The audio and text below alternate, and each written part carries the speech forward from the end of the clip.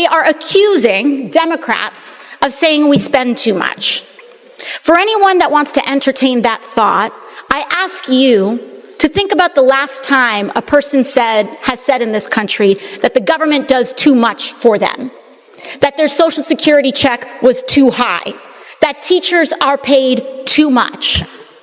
When was the last time anyone has heard or seen that? When Alexandria Ocasio-Cortez took the floor, she brought her signature energy, emotional appeals, fiery rhetoric, and sharp criticism of capitalism. Painting a picture of a nation where the wealthy thrive while workers struggle, she delivered a speech that lit up social media but landed with less force inside the chamber. Her passion was undeniable, but as the discussion unfolded, the gap between her emotion and the economic realities she described became harder to ignore. That's when Congressman Chip Roy stepped in. Calm but unwavering, he pushed back against AOC's argument, warning that bigger government rarely fixes problems, it often makes them worse.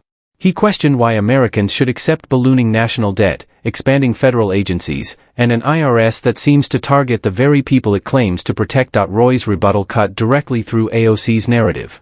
His message was simple but sharp: the real frustration of everyday Americans isn't with capitalism, it's with government overreach that keeps making life harder. His response turned the floor into a clear clash of visions, one fueled by emotion, the other grounded in caution about power and accountability. Another quote. President Biden already lowered the deficit by $1.7 trillion.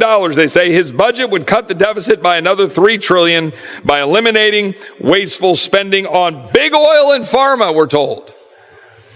But it is in fact our Democratic colleagues who prefer to maintain their massive subsidies for the elites and the wealthy in their so-called Inflation Reduction Act just last year. My friend from New York, Ms. Ocasio-Cortez, said, quote, "I ask you, think about the last time a person has said in this country that the government does too much for them. When was the last time anyone has heard or seen that?" I'll say it. I'll say it right here. I don't want the government doing most of the things that the government is doing to interfere with the ability of the American people to carry out their lives. Federal, state, and local. When was the last time you had a bureaucrat show up and you said, "Oh joy, thank you. I'm really glad there's a bureaucrat here"? Roy seized on AOC's remarks and turned them back against her, asking when Americans had ever welcomed more government control in their lives. He gave pointed examples: families buried under red tape, ranchers penalized over minor land disputes, and parents criticized simply for defending their children. Each illustration built a clear picture of what he called a government that's grown too large, too powerful, and too disconnected from the people it serves. Shifting the debate, Roy reframed AOC's emotional plea into a question of freedom versus bureaucracy, a contrast that resonated across the chamber. He then zeroed in on the nation's staggering $32 trillion debt, breaking it down to nearly $100,000 owed by every man, woman, and child. Who really benefits from this burden, he asked, and how could more taxes and government programs possibly solve the problem? By grounding his argument in hard numbers and real-world consequences, Roy exposed what he saw as the fragility of AOC's message. His rebuttal transformed the discussion from lofty ideals to practical reality, reminding Congress that emotion alone doesn't balance a budget. When was the last time you were thankful for $32 trillion in debt, $100,000 almost for every man, woman, and child in America? Anybody thankful for $32 trillion in debt? Anybody? Anybody thankful for a border that's wide open being exploited by cartels while fentanyl comes in and kills our children? Everybody thankful for that Department of Homeland Security that doesn't actually secure the homeland? Everybody thankful for an FBI that went after Scott Smith and labeled him a domestic terrorist for daring to defend his daughter in a school board meeting because she was assaulted in a bathroom? Anybody thankful for the IRS knocking on your door, auditing the poor and the minorities 3 to 5 times more? People thankful for that? Are you thankful for the EPA or the Department of Interior that sent a man to prison because he had some ponds on his ranch in Montana? We have a government that is weaponized against the American people and is undermining our liberties, and they want more of it. Roy then turned the spotlight to the southern border, calling out what he described as glaring hypocrisy from Democrats. He reminded lawmakers that the border cages first criticized during Trump's presidency were actually built under Barack Obama, and that under Joe Biden, they've grown even larger and more overcrowded. Roy challenged Democrats, including AOC, to see the facilities firsthand instead of staging political photo ops. His pivot hit hard, exposing how those who once demanded accountability now remain silent as conditions deteriorate. Senator Ted Cruz soon joined the debate, sharpening the argument even further. He accused the Biden administration of creating the very border chaos it claims to oppose, with thousands of migrants flooding in and children packed into holding centers. Cruz pointedly recalled AOC's emotional photos at detention sites years ago, and her current silence. His remarks cut deep, framing the issue as one of selective outrage and political theater. Both Cruz and Roy argued that true compassion isn't about performative gestures, it's about consistent principles, even when they challenge your own side. Colleagues on the other side of the aisle want more government. They want more taxes. They want more spending. They want more bureaucrats knocking on your door. I'll tell you, I've been to the border. I've been to the Biden cages. For 4 years, Democrats went on and on and on. The corrupt corporate media went on and on and on about kids in cages. You couldn't turn on the evening news without hearing kids in cages. What they didn't tell you is Barack Obama built those cages, and today under Joe Biden, the cages are bigger and they're more full than they were before. Mr. President, every Democrat who stood up and lamented kids in cages in the House of Representative Ocasio-Cortez has a famous photo of her grasping her head by the kids in cages. Well, I'm going to give a simple challenge for Representative Ocasio-Cortez and for every Democrat in this body. Go see the Biden cages with your own eyes. Cruz then took aim at AOC's broader ideology, breaking down her arguments piece by piece. He insisted that capitalism isn't the root of America's problems but its greatest engine of progress, the very system that has lifted billions out of poverty across the world. In contrast, he argued, socialism punishes ambition and chokes innovation. His words carried weight when he linked AOC's Green New Deal to potential job losses, rising costs, and greater dependence on foreign energy. The debate, Cruz said, wasn't about politics, it was about choosing between prosperity and decline, but Cruz didn't stop there. He turned the spotlight on AOC herself, pointing out the contradictions between her words and her actions. While she frequently condemns billionaires and wealth inequality, she's also built a powerful personal brand, selling merchandise and using her platform to expand her own influence. By calling out these double standards, Cruz reframed the discussion from policy disagreements to personal credibility. In the end, his message was unmistakable: ideas matter, but so does integrity, and when rhetoric and reality don't align, the message loses its power. I've seen them, the Donna tent facility with over 4,000 people, with little boys and little girls on top of each other. Just a couple of weeks ago when I was in the Rio Grande Valley, the rate of COVID positivity in the Biden cages was over 22%.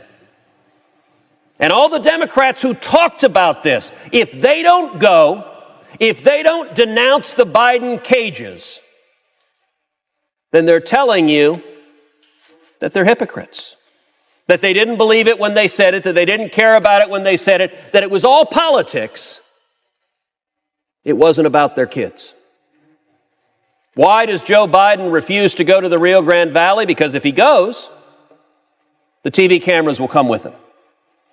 Why does Kamala Harris, who's supposed to be the border czar, she's supposed to be in charge of this, why won't she go to the Rio Grande Valley? Because if she went, the TV cameras would come and would show the Biden cages. And the Democrats are counting on the corrupt corporate media to suddenly say nothing to see here. Cruz's defining moment came when he reminded Congress that the U.S. Constitution isn't a document to be rewritten at the whim of political trends. He declared that America's core principles, free speech, limited government, and individual liberty, are not outdated ideas, but enduring pillars that safeguard the nation's strength. By making that point, Cruz lifted the exchange beyond AOC's speech, turning it into a defense of America's very identity. His framing recast the debate as something far larger than policy disagreements. It became a question of national direction and survival. On one side stood AOC, passionate and ideological, calling for greater government control and higher taxes. On the other stood Chip Roy and Ted Cruz, championing freedom, opportunity, and the constitutional values that built the country. Their arguments didn't just counter AOC's points, they redefined the conversation. The divide became clear: liberty versus control, strength versus decline. What unfolded wasn't merely a debate in Congress, it was a reminder that preserving America's future means standing firm for the principles that made it strong in the first place. 15,000 Haitians under a bridge in Del Rio, nothing to see here. Anyone want to know what Joe Biden's favorite ice cream flavor is? That's the news. Never mind 1.2 million illegal immigrants. Never mind when I took 19 senators down to the border, we went out on the river and saw a man floating dead in the river who died trying to cross illegally. Never mind the South Texas farmers and ranchers, the moms who told me, I won't let my teenage kids go out on our ranch without being armed with a loaded firearm. Because there's so many human traffickers and narcotics traffickers that it's dangerous for them to go out on their own ranch. Never mind the South Texas farmers and ranchers who told me at round tables how tired they are of going out and finding dead bodies. You want to understand what's happening? Say there's no crisis? Come to Brooks County. I invite every Democrat here to Brooks County. Brooks County in South Texas. It's just north of the border. AOC has built a reputation for speeches that ignite emotion, but as her latest address showed, emotion alone doesn't win debates. She painted a portrait of America as unjust and broken, yet offered few clear answers on how to fix it. Her sweeping promises of new government programs sounded ambitious, but critics quickly noted the missing details: who would fund them, and how would they actually work? That gap between passion and practicality gave conservatives the opening they needed to respond. When AOC pushed for massive increases in government spending, Chip Roy cut straight to the point with one question: who pays for all this? He reminded the chamber that every free program ultimately comes from taxpayers' pockets, not thin air. Each new promise, he warned, means more debt passed down to future generations. His message was simple but resonant: leadership isn't about how loudly you can inspire, but how responsibly you can deliver. Brooks County, over and over and over again, they're dead bodies of illegal immigrants. The traffickers who are bringing them in, they're not nice guys. They're not humanitarians. They don't give a damn. That means if one of the illegal immigrants is a pregnant woman, is a young child, is elderly, is sick, they just abandon them. They leave them in the rough terrain, in the summer heat, and over again. The farmers and ranchers encounter dead bodies on their property, where the traffickers have abandoned them. Mr. President, I ask you, is that humane? Is that compassionate, the Joe Biden and Kamala Harris policy that encourages, that puts people in harm's way and results in people dying? When we were down on the border, we saw a young girl who had been gang raped by the human traffickers who had brought her to America. The rate of sexual assault is staggering, particularly among the girls and young. Roy's challenge struck a nerve across America. He argued that ideas wrapped in generosity often lead to real hardship, weighing families down under growing government control. Speaking for farmers, small business owners, and parents who feel forgotten, Roy positioned himself as a defender of everyday Americans left behind by Washington's overreach. His message was simple: freedom shouldn't feel like a privilege in your own country. The debate took a sharp turn when the border crisis came up. Roy and later Ted Cruz reminded the chamber how Democrats once condemned Trump's policies but now stay silent as similar conditions worsen under Biden. Pointing to Biden's cages, they accused Democrats of double standards and challenged AOC to see the overcrowded centers herself. Their argument cut deep, charging that political theater had replaced genuine concern. When Cruz entered the discussion, he amplified every point with precision. He recalled AOC's emotional protests at detention centers during Trump's term and questioned her silence today. The contrast, he said, wasn't just hypocrisy, it was proof that outrage had become selective. His attack landed hard, stripping away the moral authority AOC once claimed on immigration. Cruz then broadened the focus to economics. He praised capitalism for driving innovation and lifting families, warning that socialism crushes ambition and spreads poverty. History, he argued, proves that socialist nations decline while America thrives because of freedom and enterprise. AOC's vision, he said, isn't only unrealistic, it's dangerous to the nation's strength. Both Cruz and Roy accused AOC of chasing attention instead of results. Her speeches may trend online, they said, but do little for working families. Real leadership, they reminded the audience, is measured by outcomes, not applause or hashtags. Cruz ended with a constitutional call to arms. He warned against expanding government power at the expense of liberty, reminding the chamber that free speech and limited government are the pillars of American success. In the end, the debate wasn't just about policy, it was about identity. One side pushes for more control and higher taxes, the other fights to protect freedom and opportunity. The stakes, Cruz declared, couldn't be higher.